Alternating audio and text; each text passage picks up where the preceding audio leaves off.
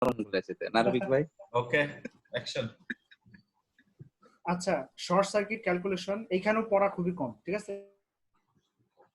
Short circuit ক্যালকুলেশনের জন্য আমাদের যে জিনিসটা মানে দরকার সেগুলো হচ্ছে সূত্র, আর হচ্ছে শর্ট সার্কিট কি, কেন হয়। শর্ট সার্কিট কেন হয় সেটা এইখানে সুন্দর করে বলা আছে।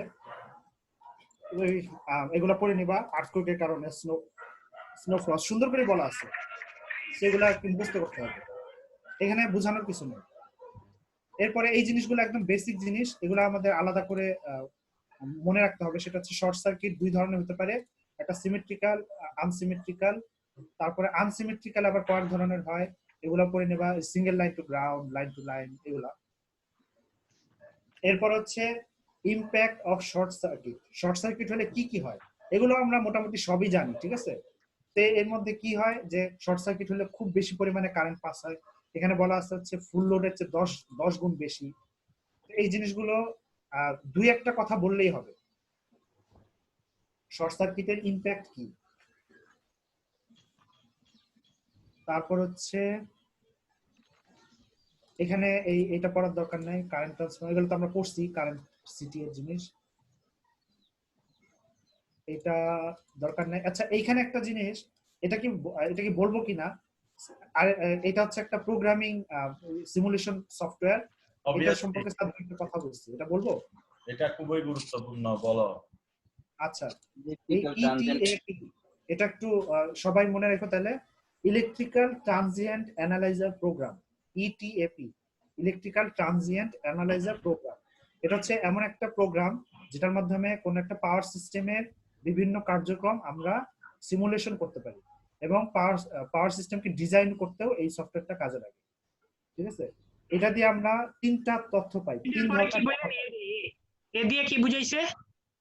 Electrical transient analyser program. হ্যাঁ, তো এই প্রোগ্রামটা দিয়ে আমরা তিন ধরনের ডাটা পাই, একটা হচ্ছে সিস্টেম ডাইনামিক্স, একটা হচ্ছে ট্রানজিয়েন্ট রেসপন্স, আর একটা হচ্ছে প্রোটেকশন ভিজুয়াল রিপ্রেজেন্টেশন। মানে হচ্ছে কিভাবে আমরা প্রোটেকশনটা করব সেটা সুন্দর করে এটা দেখায় দেয়, মানে সফটওয়্যারে আমরা দেখতে পাই সিমুলেশন করলে। সেইখান থেকে এই ইম্পর্টেন্ট এই জিনিসটাই। এটা পেজ চ্যাপ্টার এটা একটু বলে দাও। আচ্ছা, এরপরে এইখানে অনেক নিচে আছে, টার্ম দিয়ে যাই একটু। উনি কোত্থেকে জানি একটা পেপার পাইছে, পেপারটা ডাউনলোড করে ওইটা থেকে পড়াইছে, মানে যাচ্ছে তাই, মানে উনি অনেক জিনিস পড়াইছে কিন্তু এটা ইয়েও দেয় না শালা। হ্যাঁ, আচ্ছা, এইখানে সার্কিট ব্রেকার সম্পর্কে অল্প কিছু কথা আছে, এগুলা লাগবে না, এগুলা লাগবে না। যে ওভারলোড আর হচ্ছে শর্ট সার্কিট, এই দুইটার মধ্যে পার্থক্য, ঠিক আছে? এই পার্থক্যটা কিন্তু আমাদের কি বলে এটাকে অ্যাসাইনমেন্টেও ছিল, তো এটা প্রশ্নটা করার সম্ভাবনা খুবই বেশি। আরিফ ভাই, এইটা যে কালকে যে লিখছিলেন এটা একটু বলেন তো আপনি। ওভারলোড আর সার্কিট ব্রেকারের মধ্যে পার্থক্য ভাই? ওভারলোড, হ্যাঁ, ওভারলোড কাকে বলে, শর্ট সার্কিট কাকে বলে, আর এর সাথে দুই একটা। ওভারলোড আর শর্ট সার্কিট কাকে বলে সেটা হচ্ছে, ওভারলোডের ক্ষেত্রে যখন একটি নির্দিষ্ট সোর্স থেকে অনেকগুলো ডিভাইস চালানো হয়, একটা সোর্স থেকে অনেকগুলো ডিভাইস চালানো হয়, তখন ওই লোডগুলো সোর্সের জন্য বার্ডেনে পরিণত হয়। এই ঘটনাটাকেই ওভারলোড বলে। মানে অনেকগুলো ডিভাইস যখন একসাথে পরিচালনা করা হয় তখন এটা একটা বার্ডেনে রূপান্তরিত হয় ওই সোর্সের জন্য, তখন সেটা হচ্ছে ওভারলোড। আর শর্ট সার্কিট হচ্ছে যখন একাধিক বিদ্যুৎ পরিবাহী তার একে অপরের সাথে অথবা গ্রাউন্ডের সাথে সংযুক্ত হয়ে যায়, তখন যে ফল্টটা সৃষ্টি হয় সেটা হচ্ছে শর্ট সার্কিট আর কি। এটা হচ্ছে কাকে বলে টাইপের, ঠিক আছে? হ্যাঁ, এরপরে ওই পার্থক্যগুলো বলে দেন ভাই, ছোটখাটো যে কথা আছে। পার্থক্য শর্ট সার্কিট আর ওভারলোডের মধ্যে পার্থক্য। হ্যাঁ হ্যাঁ, আচ্ছা, শর্ট সার্কিট আর ওভারলোডের মধ্যে পার্থক্য হচ্ছে, ওভারলোডের ক্ষেত্রে হচ্ছে ভোল্টেজটা খুব ছোট কিন্তু জিরো হয় না, মানে হ্যাঁ কমে যায়, খুবই ছোট কিন্তু জিরো হয় না, কমতে থাকে কিন্তু জিরো পর্যায়ে যায় না। আর শর্ট সার্কিটের ক্ষেত্রে হচ্ছে সেটা জিরো, ভোল্টেজ জিরো। আর কারেন্টের ক্ষেত্রে যদি দেখি, ওভারলোডের ক্ষেত্রে কারেন্ট কিন্তু অনেক বেশি, কিন্তু কারেন্ট বেশি কিন্তু শর্ট সার্কিট কারেন্টের চেয়ে অনেক কম। আর শর্ট সার্কিটে হচ্ছে কারেন্টটা হিউজ পরিমাণে বেশি, ঠিক আছে, ইনফিনিটি আর কি। ইনফিনিটি, ঠিক আছে। এই দুইটা জিনিস বলতে পারো খুব সহজে। আর কখন মানে ইয়া হয় ওটাও কাকে বলে, হ্যাঁ কাকে বলে বলে পার্থক্যটা ওটাও বলতে, বলতে পারো। হ্যাঁ ওই দুইটাও বলতে পারি। মুকুল হ্যাঁ ভাই আপনি যেটা বলছেন এটাই সুন্দর, আর চেয়ে আর কিছু হয় না আসলে। হ্যাঁ হ্যাঁ, তোমরা কাকে বলে এই দুইটা বলবা। শর্ট সার্কিটের জিরো হয় না, জিরোর কাছাকাছি আসে না। ওভারলোডের কথা বললেন, জিরো ভোল্টেজের কথা বলছেন। শর্ট সার্কিটে জিরো হয়ে যায়, শর্ট সার্কিটে শর্ট ভোল্টেজটা সার্কিটের ভোল্টেজ তো জিরো, কিন্তু ওভারলোডে হচ্ছে জিরোর কাছাকাছি চলে আসে কিন্তু জিরো হয় না আর কি। হ্যাঁ এই হচ্ছে মোস্ট ইম্পর্টেন্ট, এই স্লাইডের মোস্ট ইম্পর্টেন্ট কোশ্চেন হলো এটা, ওভারলোড আর শর্ট সার্কিটের মধ্যে পার্থক্য। তো এই তিনটা পার্থক্য বলতে পারলেই ইনাফ। এরপরে যেগুলো কথা আছে সেগুলো কিছু না, এখান থেকে আমাদের সূত্রগুলা মুখস্থ রাখতে হবে। এই সূত্র জিজ্ঞেস করেও ফেলতে পারে, যেহেতু আমাদের ম্যাথ, আসলে ম্যাথ যদিও বাদ দিছে তারপরে এই সূত্রগুলা। সূত্র ভাই মনে থাকে না। খালা মাদার কাপ বুঝছেন। হ্যাঁ আচ্ছা, আরেকটা ব্যাপার, শর্ট সার্কিটের কিন্তু ম্যাথ সব বাদ, ঠিক আছে।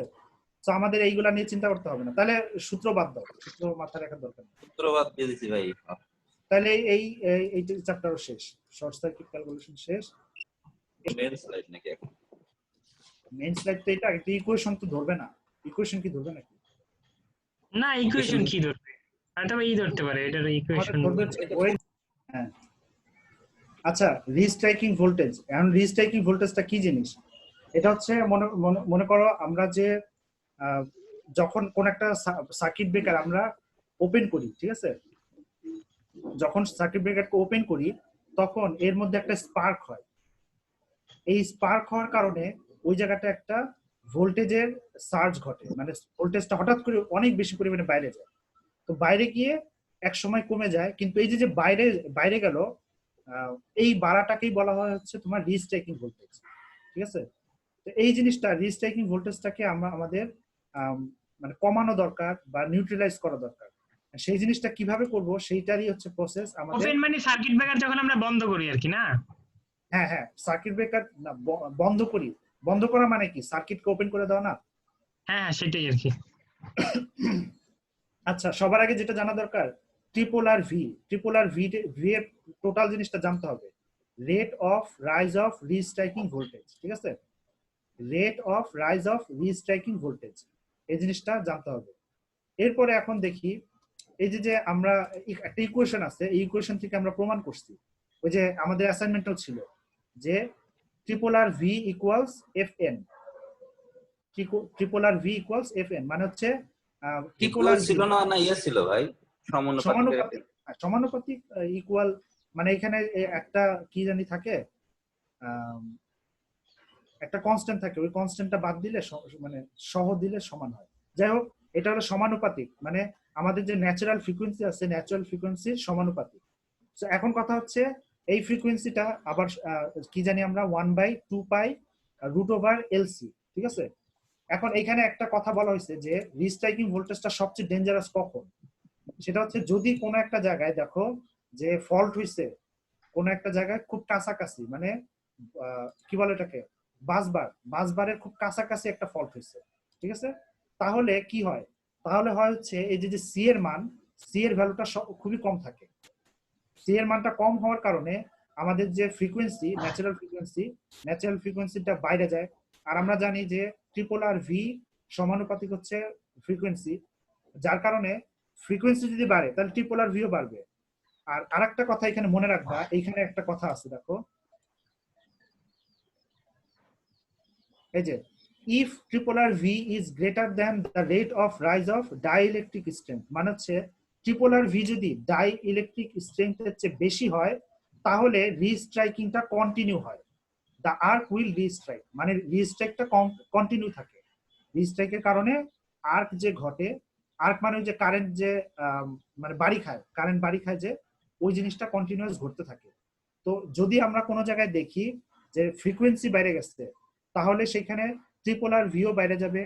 আর আমরা জানি যে ট্রিপোলার ভি যদি ডাইইলেকট্রিক স্ট্রেংথের চেয়ে বেশি হয় তাহলে সেইখানে আর্ক কন্টিনিউ করতে থাকে। তো এই যে আর্ক কন্টিনিউ করে, এই কারণে আমাদের সবচেয়ে বেশি ভয়ঙ্কর হচ্ছে যদি কোনো একটা বাসবারের কাছাকাছি কোনো জায়গায় শর্ট সার্কিট হয় বা কোনো ফল্ট হয়, তাহলে সেটা সবচেয়ে ডেঞ্জারাস। তো স্যার বলতে পারে যে বাস বারের কাছাকাছি যদি মানে শর্ট সার্কিট হয় তাহলে সেটা কেমন সেটা বুঝায় বলো, ঠিক আছে? তো সেটা বুঝায় বলতে গেলে তোমাদেরকে এই সূত্রটা আইনা বলতে হবে। ট্রিপল আর ভি বেশি হইলে, ডাইইলেকট্রিক স্ট্রেংথ হচ্ছে বেশি হলে সেটা আর্কটা কন্টিনিউ করতে থাকে, যার কারণে এটা হচ্ছে সবচেয়ে ডেঞ্জারাস। এই জিনিসটা ভাঙ্গে বলতে হবে। এখানে অনেক কথা আছে, ইংলিশ পড়ার দরকার নেই। দুইটা জিনিস মনে রাখতে হবে। ডাইইলেকট্রিক স্ট্রেংথ যদি আর ট্রিপল ভি বেশি হয় তাহলে আর্কটা কন্টিনিউ করে। আর আমরা জানি যে ট্রিপল আর ভি সমানুপাতিক হচ্ছে এফসি, এফএন। আর বাসবারের খুবই কাছে যদি আমাদের ফল্ট হয় তাহলে সি এর মানটা ক্যাপাসিটেন্সটা কম হয়। আর ক্যাপাসিটেন্স কম হওয়ার কারণে ফ্রিকোয়েন্সি বেশি হয়, ফ্রিকোয়েন্সি বেশি হওয়ার কারণে ট্রিপল আর ভি বেশি হয়, যার কারণে আমাদের আর্ক কন্টিনিউ করে আর ক্ষতিটা বেশি হয়। ওকে, এই জিনিসগুলোই হচ্ছে এইখানের কথা। এখানের প্রশ্নটা এরকম হইতে পারে যে কোথায় ফল্ট হওয়া সবচেয়ে ডেঞ্জারাস, বাসবারের কোথায় ফল্ট হওয়া সবচেয়ে ডেঞ্জারাস, এটা বর্ণনা করো। এরপরের ঘটনা হচ্ছে চপিং কারেন্ট। চপিং কারেন্ট কি জিনিস? এই যে আমাদের রিস্ট্রাইকিং ভোল্টেজটা তৈরি হয়, এই রিস্ট্রাইকিং ভোল্টেজটা তৈরি হওয়ার কারণে আমাদের আর্কটা কন্টিনিউ করতে থাকে। এখন আমরা এমন একটা উপায় যদি বের করতে পারি যার কারণে আমাদের রিস্ট্রাইকিং ভোল্টেজটা কমে যাবে, ঠিক আছে, তাহলে তো আমরা এই আর্কটা কন্টিনিউ করা থেকে বিরত থাকি। তো সেটারই একটা উপায় হচ্ছে current chopping. It is the phenomenon of current interruption before the natural current zero is reached. এটা কাকে বলে সেটা একটু ছবিটা দেখলে আমরা বুঝবো। দেখো, ন্যাচারাল কারেন্ট জিরো মানে যখন রিস্ট্রাইকিং হইতে থাকে তখন হইতে হইতে একটা সময় সে জিরোতে চলে যাবে। এই মানে অটোমেটিকলি যেই জায়গায় জিরো হয় সেটাকে বলা হয় হচ্ছে ন্যাচারাল কারেন্ট জিরো। তো আমাদের কারেন্ট চপিং এর উদ্দেশ্য হচ্ছে এই ন্যাচারাল কারেন্ট জিরো থেকে একটু আগে জিরো বানানো। এখন এই জিরোটা কিভাবে বানাবো সেটাই হচ্ছে আমাদের মূল উদ্দেশ্য। সেটা বানানোর জন্য আমরা এখানে কিছু প্রসেস আছে সেগুলো বলবো। তো কারেন্ট চপিং কাকে বলে? কারেন্ট চপিং হচ্ছে ন্যাচারাল কারেন্ট জিরোতে পৌঁছার আগে, ন্যাচারাল কারেন্ট জিরোতে পৌঁছার আগে আমরা কারেন্টের ভ্যালুকে যেই পদ্ধতিতে জিরো করতে পারি সেটাকেই বলা হয় হচ্ছে কারেন্ট চপিং, ঠিক আছে? এখন এখানে একটা কথা খুবই ইম্পর্টেন্ট, সেটা হচ্ছে কারেন্ট চপিংটা মেইনলি অকার্স কোন জায়গাটায় মোস্টলি আমরা করে থাকি, সেটা হচ্ছে এয়ার ব্লাস্ট টাইপের। Mainly occurs in air blast circuit breakers, মানে এয়ার ব্লাস্ট টাইপের যে সার্কিট ব্রেকার গুলো আছে সেইখানে আমরা এই কারেন্ট চপিংটা করে থাকি। কেন করে থাকি? এয়ার ব্লাস্টে যে ঘটনাটা ঘটে, আর্ক যখন হয়, তুমি একটা জিনিস খেয়াল করো, আমরা যদি কোন একটা মোমবাতি জ্বলতেছে, মোমবাতির সামনে যদি যায় আমরা খুব জোরে হাতে তালি দিই, মানে দুইটা হাত দিয়ে বাড়ি দেই, তাহলে কিন্তু একটা এয়ার ব্লাস্ট হয়, মানে একটা বাতাসের একটা ধাক্কা খায়। ধাক্কা খায় কিন্তু আমাদের যে মোমবাতিটা আছে মোমবাতিটা নিভে যেতে পারে। তো এয়ার ব্লাস্ট টাইপের যে সার্কিট ব্রেকার সেখানেও এই একই ঘটনা ঘটে। এটার ভিতরে বাতাস দিয়ে একটা ধাক্কা দেওয়া হয় যার কারণে আর্কটা এক্সটিংগুইশ হয়। তো এই যে এয়ার ব্লাস্ট টাইপে, শুধুমাত্র এয়ার ব্লাস্ট টাইপেই আমাদের কারেন্ট চপিং যে পদ্ধতিটা আছে সেটা ঘটানো সম্ভব, কিন্তু সেটা অয়েল সার্কিট ব্রেকারে ঘটানো সম্ভব না। কারণ অয়েল সার্কিট ব্রেকারের ভিতরে টেম্পারেচারটা কন্ট্রোল করে ওই অয়েলের মাধ্যমে, অয়েলের মাধ্যমে টেম্পারেচার কন্ট্রোল হয়, যার কারণে ওইটার ভিতরে কারেন্ট চপিং করাটা সম্ভব হয় না, ঠিক আছে? শুধুমাত্র এয়ার ব্লাস্ট টাইপে এটা সম্ভব। কিভাবে এটা করে সেটা আমরা এখন দেখি। যে আমরা যে কারেন্ট চপিংটা করব সেই কারেন্টটা যদি আমরা মনে করি আই আছে, কারেন্ট হচ্ছে আই, ঠিক আছে? তাহলে এটা একটা সার্কিট দেখালে বুঝবা। এই মনে করো এটা একটা সার্কিট, এই যে সার্কিট ব্রেকার, এই সার্কিট ব্রেকারের এইখানে ফল্ট হয়েছে। ফল্ট হওয়ার কারণে সার্কিট ব্রেকারটা মনে করো এটাকে ক্লোজ করে দিচ্ছে, মানে ক্লোজ না ওপেন করে দিচ্ছে। এখন এই যে ওপেন করছে, ওপেন করার কারণেই তো আমরা জানি কি সার্কিট ব্রেকার যখন ওপেন হয় তখনই রিস্ট্রাইকিংটা হইতে চায়, মানে একটা স্পার্ক হইতে চায়, স্পার্ক অথবা আর্কিং হইতে চায়। তো এই যে ওপেন করে দিল, ওপেন করার কারণে কিন্তু এই জায়গা দিয়ে দেখো এল সি সার্কিট আছে একটা, এল আর সি। তো এল এর মধ্যে যেই কারেন্টটা থাকে সেই কারেন্টটা জমা থাকে। ওপেন করার পরে এই কারেন্টটা আস্তে আস্তে সিতে আসে, এবং সিতে আসার পর এই কারেন্টটাই হচ্ছে তোমার আবারও একটা স্পার্কিং এ হেল্প করতে চায়। তো আমাদের কাজ হচ্ছে এটাকে চপ করা, মানে এটাকে কাইটে ফেলা। তো সেটা কিভাবে সম্ভব? এই যে আমাদের একটা কারেন্ট স্টোর থাকে, এই কারেন্টটার পরিমাণটা কি? পরিমাণটা হচ্ছে L I square divided by 2। ইন্ডাক্টরের মধ্যে যেই কারেন্টটা জমা থাকে সেটাকে আমরা বলতেছি এল আই স্কোয়ার বাই 2। এখন এই কারেন্টটা আবার ট্রান্সফার হয়ে যায় কিসে? ক্যাপাসিটরে। এই যে একটু আগে যেটা বললাম, এই এল থেকে চলে যায় হচ্ছে ক্যাপাসিটরে। তো ক্যাপাসিটরে যখন যায় তখন কি ঘটে? তখন এই যে চার্জিংটা কি করে? প্রসপেক্টিভ ভোল্টেজ, আমরা জানি যে একটু আগে আমরা পড়ছি না প্রসপেক্টিভ ভোল্টেজ, সেটা কি? প্রসপেক্টিভ ভোল্টেজটা বোঝার জন্য আমরা যেটা করতাম সেটা হচ্ছে সার্কিট ব্রেকার বা ফিউজের যে জায়গা, সেই জায়গাটায় আমরা একটা শর্ট সার্কিট করতাম একটা তার দিয়ে, তারপরে ফল্ট ঘটাইতাম। ফল্ট ঘটাইলে প্রথম যে ফল্ট কারেন্টের একটা লুপ থাকে, এই ফল্ট কারেন্ট লুপের যে আরএমএস ভ্যালু সেটা হচ্ছে প্রসপেক্টিভ কারেন্ট। সেই প্রসপেক্টিভ কারেন্টের একটা সূত্র আছে, সেটা হচ্ছে E equals I E equals হচ্ছে C E square divided by 2। E equals C E square divided by 2, এটা হচ্ছে আমাদের সূত্র, ঠিক আছে? তো এই সূত্রটা থেকে আমরা এখানে যদি আমরা এই যে ই ই নামে যে জায়গাটা আছে, ইটা মানে কি? ইটা হচ্ছে আমাদের এখানে এই যে স্টোরড ভোল্টেজটা আছে সেইটা, L I square divided by 2, সেটা আমরা এখানে লিখলাম ই এর জায়গায় L half L I square. তো এটাকে যদি আমরা এপাশ ওপাশ করি তাহলে দেখো সব কাটাকাটি চলে গিয়ে আমাদের ফাইনালি আমরা ই সমান এটা পাই, ঠিক আছে? তো আমাদেরকে এই জায়গাটায় বলতে হবে হচ্ছে মূলত এই ইকুয়েশনটা আসলে বোঝানোর উপায় নাই, আমাদেরকে এটা এইভাবেই বুঝাইতে হবে যে যখন আমরা সার্কিট ব্রেকারটা ওপেন হয়, সার্কিট ব্রেকারটা সার্কিটকে ওপেন করে দেয়, তখন ইন্ডাক্টরের ভিতরে L I square divided by 2 পরিমাণ একটা এনার্জি স্টোর থাকে। এই এনার্জিটা আমাদের মানে ক্যাপাসিটরে ট্রান্সফার হয়। ক্যাপাসিটরে ট্রান্সফার হওয়ার পর আমরা জানি যে প্রসপেক্টিভ কারেন্ট হচ্ছে কোন একটা সার্কিটের প্রসপেক্টিভ কারেন্ট হচ্ছে C E square divided by 2। তো আমরা এই দুইটা ইকুয়েশন থেকে ফাইনালি আমরা পাই হচ্ছে E equals I root over L C voltage. এখন এই ভোল্টেজটা দিয়ে হচ্ছে আমরা মূলত এই কারেন্ট চপিংটা করি। কারেন্ট চপিংটা কিভাবে হয় দেখো, সেটা হচ্ছে যখন আমাদের এই আর্ক ভোল্টেজটা বৃদ্ধি পাচ্ছে, এই দেখো এটা কিন্তু শেষ হচ্ছে এই যে উপরে, আচ্ছা দাঁড়াও একটা কারেন্ট নেই, এই ভোল্টেজটা হচ্ছে এরকম ছিল। আমরা জানি কি আর্কের যেই ভোল্টেজ থাকে এই মানে রিস্ট্রাইকিং ভোল্টেজটা, তো এই যে রিস্ট্রাইকিং ভোল্টেজ মানে একটা পরিমাণ, অতিরিক্ত যে পরিমাণ, সেই পরিমাণটাকে যদি আমরা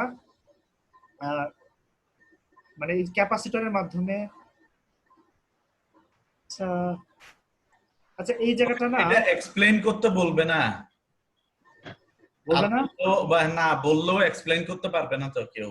সো এটা কন্টিনিউ না করে আমরা সংজ্ঞাগুলোতে মনোনিবেশ করি। জিনিস একটা মনে আছে ভাই, শুধু একটা জিনিস সাথে মনে আছে, যখন ন্যাচারালি যে কারেন্টটা নিমবে বুঝছেন, মানে আর্টটা কমবে, এর আগেই দেখেন আমাদের নিচের যে ফ্রিকোয়েন্সিটা চেঞ্জ হয় ওইটার সাথে সাথে উপরের যে ফার্স্ট কারেন্ট চপ, ওইটা কারেন্টের মানটা কমে, কমতে কমতে যেই দেখেন ফাইনালি যে টি ইকুয়াল টু 0 না, ওর আগে জিনিসটা কমায়। কারেন্ট চপিং দা মূলে এই কাজটা করি আমরা, একটু কি জানি জাস্ট। আচ্ছা এর বেশি আচ্ছা এটা দেখা লাগবে, বুঝছো? এর বেশি কিছু বলেও নাই। বাদ দেন, নেক্সট এত কঠিন মাথার মধ্যে ঢুকছে না। তাহলে খালি কারেন্ট চপিং কাকে বলে এটাই মনে রাখো, ঠিক আছে? হ্যাঁ ওইটাই। ন্যাচারাল জিরো হওয়ার পূর্বেই আমরা যেই কারেন্টটাকে জিরো করি সেই পদ্ধতিটাকে বলা হচ্ছে কারেন্ট চপিং। আর এই ট্রিপল আর ভি, এই যে এই কথাটা মনে রাখো, এই জিনিসটা কোন সময় হচ্ছে মানে বাসবারের কোন জায়গায় ফল্ট হওয়াটা সবচেয়ে ডেঞ্জারাস সেটা মনে রাখো। এটা কোন জায়গায় ভাই ট্রিপল আর ভি কোন জায়গায় ফল্ট হওয়া ডেঞ্জারাস? ওই যে বাসবারের খুব কাছাকাছি ফল্ট হওয়াটা সবচেয়ে ডেঞ্জারাস। বাসবার অল্টারনেটর সব ড্যামেজ করে দিবে আর কি। হ্যাঁ, বাসবারের সবচেয়ে কাছাকাছি কোন জায়গায় ফল্ট হওয়াটা সবচেয়ে ডেঞ্জারাস। কেন ডেঞ্জারাস এটা তো একটু আগে বলছি, ওটা একটু ব্রেক। আচ্ছা এরপরে যেই কথাবার্তা সেগুলো এখানে আর কিছু নাই। আচ্ছা, রেজিস্ট্যান্স সুইচিং এটাও হচ্ছে একটা কথা বলছে, সেটা হচ্ছে এই যে যে আমাদের চপিং করতেছি, এই চপিং করার সময় আমরা দেখতেছি ভোল্টেজের একটা সার্জ হয়, মানে ভোল্টেজটা বেশি হয়, এই যে বাইরে যায়। তো এই যে যে অতিরিক্ত যেই রিস্ট্রাইকিং ভোল্টেজ, এই রিস্ট্রাইকিং ভোল্টেজকেও আবার চপিং করার একটা উপায় আছে, মানে কমায় ফেলার একটা উপায় আছে। সেই উপায়টা কি? সেটা হচ্ছে রেজিস্ট্যান্স সুইচিং।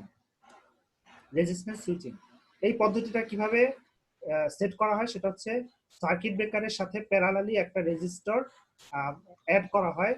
এই রেজিস্টরটা কি করে, যখন আমরা সার্কিট ব্রেকারকে ওপেন করে দিই, অর্থাৎ কোনো ফল্ট হওয়ার কারণে সার্কিট ব্রেকার ওপেন হয়ে যায়, তখন রিস্ট্রাইকিং যে ভোল্টেজটা আছে সেটা কিন্তু এখানে আসে, আয়সা এখানে আর্ক ঘটানোর চেষ্টা করে, স্পার্ক ঘটানোর চেষ্টা করে। কিন্তু যেহেতু প্যারালালি আমাদের একটা লোড লাগানো আছে, রিস্ট্রাইকিং ভোল্টেজটা সার্কিট ব্রেকারে যাওয়ার আগে সে করে কি, যে লোডের ভিতর দিয়ে চলে যায়। তো লোডের ভিতর দিয়ে চলে যাওয়ার কারণে আমাদের এইখানে স্পার্কটা ঘটে না, ঠিক আছে? তো এইটাই হচ্ছে রেজিস্ট্যান্স সুইচিং। রেজিস্ট্যান্স সুইচিং এর মাধ্যমে আমরা আমাদের যে আর্ক ঘটে বা স্পার্ক ঘটে, এই স্পার্কটাকে কমায় ফেলতে পারি। রেজিস্টরটাকে অবশ্যই প্যারালালি কানেক্টেড করতে হবে সার্কিট ব্রেকারের সাথে, যার কারণে সার্কিট ব্রেকার যখন ওপেন হবে তখন রিস্ট্রাইকিং যে ভোল্টেজটা আছে সেটা সার্কিট ব্রেকারে ইফেক্ট না করে সেটা লোডের ভিতর দিয়ে চলে যাবে, যার কারণে আমাদের আর্কটা তৈরি হবে, ঠিক আছে? এইখানে কয়েকটা জিনিস বলছে, সেটা হচ্ছে ডাম্পিং, ক্রিটিক্যাল ডাম্পিং, আন্ডার কি ওভার ডাম্পিং, আর হচ্ছে আন্ডার ডাম্পিং। তো এই জিনিসগুলা তিনটা তিনটা মানে কি বলে এটাকে কন্ডিশন বলছে। 0.5 √L/C, এই যে যে এইটা আছে, এইটা যদি সমান হয়, এই ইকুয়েশনটা সমান যদি হয় তাহলে সেটা হচ্ছে ক্রিটিক্যাল ডাম্পিং।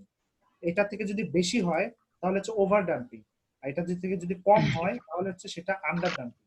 মানে তোমরা এই আন্ডার ডাম্পিং ওভার ডাম্পিং নামটা দেখে মুখস্থ রাখতে পারবা কোনটা কি। আন্ডার মানে হচ্ছে কম, ওভার মানে হলো বেশি, ক্রিটিক্যাল মানে হলো সমান। Yes yes. তো আর রেজিস্ট্যান্সের ভ্যালুটা যদি এটা সমান হয় তাহলে ক্রিটিক্যাল ডাম্পিং, এইভাবে করে মনে রাখবা।